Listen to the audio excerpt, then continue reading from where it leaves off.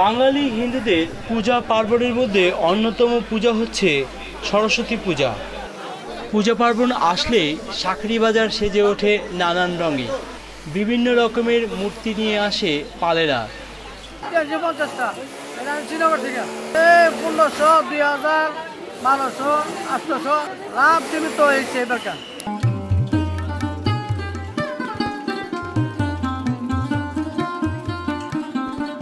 সরস্বতী মূর্তি বিক্রি হচ্ছে। আমরা প্রতিবারের ন্যায় এবারও আমরা পুরনো ঢাকায় শাঁখারি বাজার ঐতিহ্যবাহী যে শাস্ত্রীয় বিধান অনুসারে শ্রী পঞ্চমীর দিন সকালেই সরস্বতী পূজার সম্পন্ন করা হয়।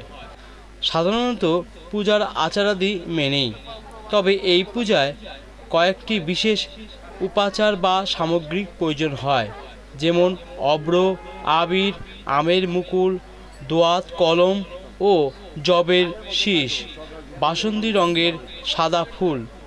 লোকাচার অনুসারে ছাত্রছাত্রীরা পূজার আগে কুল বক্ষণ করেন না। পূজার দিন লেখাপড়াও নিষেধ। সরস্বতী আরাধনাকে কেন্দ্র করে অনুষ্ঠেয় একটি অন্যতম প্রধান হিন্দু উৎসব।